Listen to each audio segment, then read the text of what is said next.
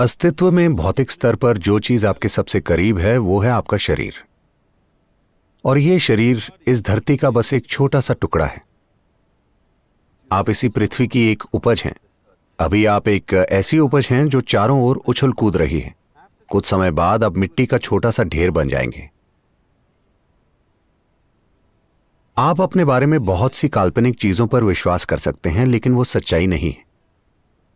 ये बुनियादी बात कि हम जिस धरती पर बैठे हैं उसी का बस एक छोटा सा हिस्सा है, हम भूल जाते हैं, अक्सर तब तक जब तक कि हमें दफनाया नहीं जाता। अगर आप समझदारी से जीना चाहते हैं तो आपको उस जमीन के संपर्क में रहना चाहिए जिस पर आप रहते हैं।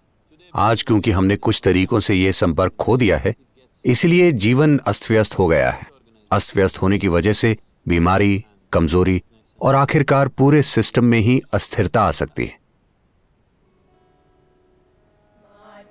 कहे कुमार को तू क्या रूंधे मोही, एक दिन ऐसा होएगा मैं रूंधूंगी तो ही। आए हैं सो जाएंगे राजा रंग फकीर, आए हैं सो जाएंगे राजा रंग फकीर। माटी कहे कुमार को तू क्या रूंधे मोही, एक दिन ऐसा होएगा मैं रूंधूंगी तो ही। मैं आपको अपना एक अनुभव जरूर बताना चाहूंगा। हमारे भारत के योग केंद्र में एक योग अस्पताल था। हम इसे यौगिक अस्पताल कहते थे। हम नहीं चाहते थे कि ये अस्पताल ज्यादा बढ़े, क्योंकि हम फुल टाइम अस्पताल नहीं बनना चाहते हैं। हम एक आध्यात्मिक केंद्र हैं, इसलिए हम अस्पताल को कम महत्व दे रहे हैं। एक बार जब मैं यहाँ आया, मैंने कुछ अमेरिकी डॉक्टरों से बात की। उनको इस अस्पताल में रुचि थी और वो भारत आए। वो यहाँ आकर 3 दिन रुके और 3 दिन के बाद एक स्वयंसेवक ने मुझे बताया कि सारे अमेरिकी डॉक्टर नाराज हैं और वो वापस जाना चाहते हैं। मैंने पूछा क्या हुआ? उन्होंने बताया बेहतर है आप उनसे खुद ही मिल लें, क्योंकि वो काफी नाराज हैं। मैंने कहा ठीक है, और मैं उनसे मिलने गया। उनसे मिलकर मैंने पूछा कि परेशानी क्या है। वो बोले आपने कहा था यहाँ अस्पताल है। अस्पताल कहाँ है? यहाँ तो कोई अस्पताल नहीं। मैंने कहा फिलहाल अस्पताल में करीब 60 मरीज हैं। तो वो कहाँ हैं? अस्पताल के बारे में उनकी सोच ये है कि वहां बेड जरूर होने चाहिए, मरीजों का अच्छे से ध्यान रखा जाना चाहिए, और हर किसी को अगर आप उनकी इतने अच्छे से देखभाल करेंगे तो वो स्वस्थ ही क्यों होना चाहेंगे? वो बोले मरीज कहाँ हैं? मैंने कहा वो सभी बगीचे में हैं, मैंने उन्हें काम दिया है। हम उन्हें उपचार, थेरेपी और दवाएं तो देते ही हैं, लेकिन बाकी समय मैं उन्हें काम देता हूं। जो कुछ भी वो कर सकते हैं उन्हें जरूर करना चाहिए। सबसे बढ़कर उन्हें नंगे पैर और नंगे हाथों के साथ जमीन पर काम करना चाहिए, यानी बस धरती के संपर्क में रहना चाहिए, क्योंकि आप बस इस धरती की एक बूंद हैं। आप ये भूल रहे हैं, आप जिसे अपना शरीर कहते हैं वो बस धरती का एक टुकड़ा है ना? अगर स्रोत से ही आपका कनेक्शन टूट जाए तो क्या आप अस्त व्यस्त नहीं हो जाएंगे? फिटनेस और खुशहाली का मतलब ट्रेडमिल पर दौड़ना और भारी भरकम मांसपेशियां बनाना नहीं है। नहीं, सिस्टम में तत्वों की समग्रता को मजबूत बनाना बहुत जरूरी है। तो क्या ऐसा करने का कोई तरीका है? हाँ, कुछ खास तरीकों से हम ऐसा कर सकते हैं। एक सरल तरीका है पृथ्वी, पानी और पौधों के साथ काम करना और घर से बाहर रहना। सिर्फ इतना करने से कुछ फर्क पड़ने लगेगा।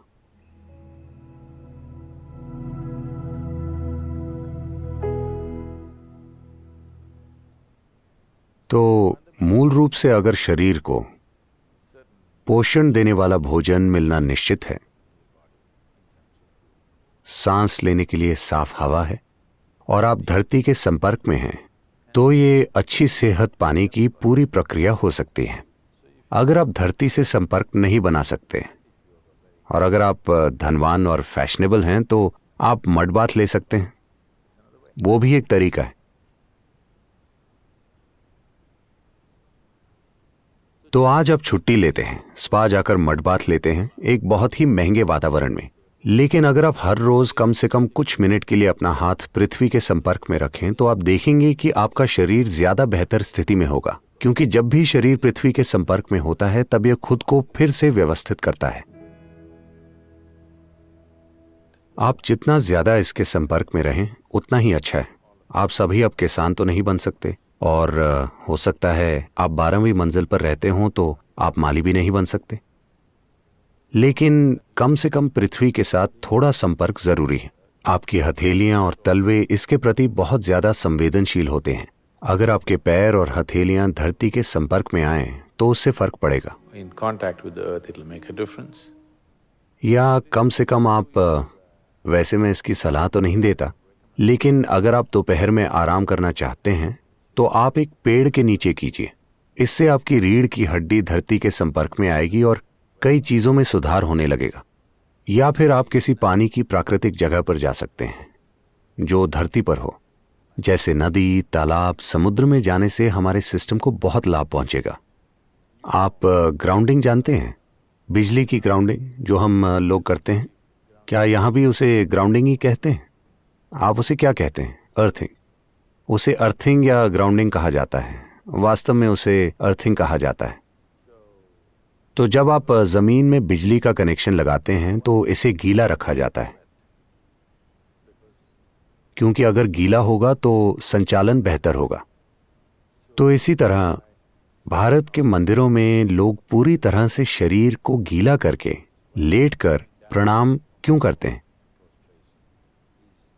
क्योंकि वहां पर संपर्क केवल धरती से ही नहीं बल्कि खास तरह की ऊर्जावान धरती से होता है। तो आप चाहते हैं कि आपका पूरा शरीर इसके संपर्क में आए, इसीलिए पुरुष नंगे बदन जाते हैं, या कम से कम वो शरीर के ऊपरी हिस्से में कपड़े नहीं पहनते हैं। महिलाएं गीले कपड़ों में जाती हैं ताकि संपर्क हो सके प्रकृति के साथ। ये संपर्क, चाहे वो संपर्क धरती के साथ हो या वायु के साथ या जल के साथ, ये बहुत जरूरी है। अगर ये संपर्क नहीं है तो शरीर धीरे धीरे अपनी समग्रता और स्थिरता को खो देगा। ये अपनी बहुत सी क्षमताएं खो देगा जो इसमें मौजूद हैं। ये फिर भी जिंदा रह सकता है, ऐसा नहीं है कि कल मर जाएगा, लेकिन वो अपनी कई क्षमताओं को खो देगा जिसके साथ ये आया है। कई संभावनाएं, वो सभी संभावनाएं जो मानव सिस्टम में हैं, खो जाती हैं क्योंकि आपने प्राकृतिक तत्वों के साथ संपर्क खो दिया है। खास करके जब आप डिनर या लंच करने जाते हैं तो पहले कम से कम आधे घंटे के लिए बिना चप्पल के चलें। इस ग्रेनाइट पर नहीं, या तो घास में या फिर बाहर मिट्टी में। आप देखेंगे कि शरीर के धरती से संपर्क में होने के बाद जब आप खाना खाते हैं तो शरीर उसको बहुत अलग तरीके से लेता है। पाचन क्रिया तो वैसे भी होगी ही, लेकिन आप अपने सिस्टम में कितना जोड़ पाते हैं ये इस पर निर्भर करता है कि आप पृथ्वी के साथ कितने तालमेल में हैं। तो अगर आधा घंटा भी आप बिना जूते या चप्पल के चलें और शरीर पृथ्वी के संपर्क में रहें तो आप देखेंगे आपके तत्वों के व्यवहार में समग्रता अभी से थोड़ी ज्यादा हो जाएगी। नंगे पैर चलना और खेलना वाकई लोकप्रिय हो रहे हैं। योग विज्ञान ने हमेशा इसकी सलाह दी है और अब विज्ञान भी यही बोल रहा है।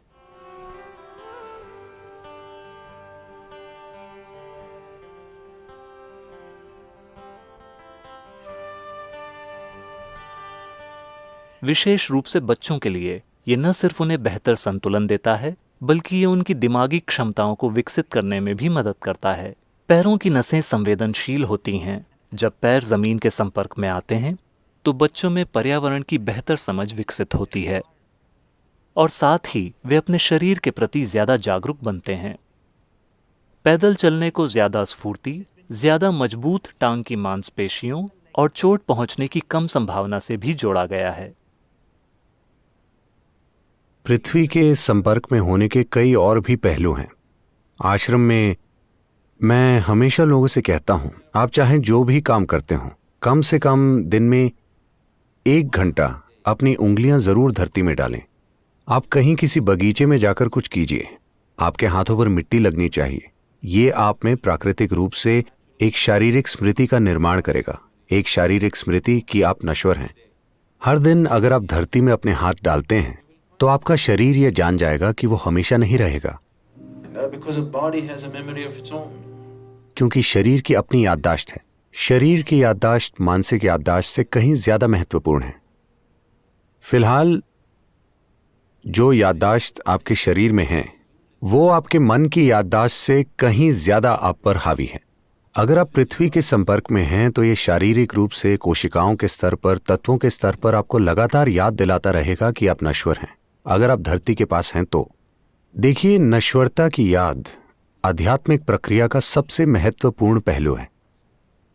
आप शरीर से परे कुछ क्यों जानना चाहेंगे? सिर्फ इसलिए क्योंकि आप जानते हैं कि ये एक दिन खत्म हो जाएगा, है ना? मान लीजिए अगर आपका शरीर अमर होता तो कौन बैठकर ध्यान करता? अगर ये खुद अमर होता तो कौन इसके परे कुछ जानने की कोशिश करता? क्योंकि चाहे आप सचेत रूप से जागरूक ना हो, तब भी कहीं गहराई में आप जानते हैं कि आपकी एक्सपायरी डेट है। आप इसे थोड़ा खींचने की कोशिश कर रहे हैं, लेकिन आप जानते हैं आपकी एक्सपायरी डेट है। इसीलिए जानने की गहरी इच्छा है ना? तो आपकी नश्वरता ही आध्यात्मिक प्रक्रिया का आधार है। अगर आपको याद दिलाया जाए कि आप नश्वर हैं तो प्राकृतिक रूप से ही आप जानना चाहेंगे। भारत में विभिन्न परंपराएं, प्रथाएं हैं कि अनुभव के आधार पर पृथ्वी से कैसे जुड़ा जाए। कई सारी परंपराएं। बस जमीन पर पालती लगाकर बैठना शरीर को किसी तरह से याद दिलाता है। ये शरीर को याद दिलाता है कि वो भी बस यही है। जैसे ही शरीर धरती के संपर्क में आता है वो जान जाता है कि वो यही है। आप में से वो लोग जिनका शरीर बहुत ज्यादा अस्थिर है, यानी आप बहुत जल्दी बीमार पड़ते हैं और बार बार ऐसा होता है, अगर आप बस अपने पलंग को छोड़कर जमीन पर सोने लगें तो आप देखेंगे कि इससे बहुत फर्क पड़ेगा। बस इतना ही करना है। अभी आप शायद 18 इंच दूर हैं, बस 18 इंच पास आ जाइए। आप देखेंगे कि इससे बहुत बड़ा फर्क पड़ेगा। सिस्टम फिर से व्यवस्थित हो जाएगा। मैं कहूंगा कि आपकी 80% सेहत इस बात पर निर्भर करती है कि आप धरती के साथ कितने तालमेल में हैं। 80%। आपकी पुरानी बीमारियों का 80% हिस्सा गायब हो सकता है सिर्फ इसलिए कि आप उस पृथ्वी के साथ थोड़ा सा तालमेल बिठाते हैं जिस पर आप अभी चल रहे हैं या बैठे हैं।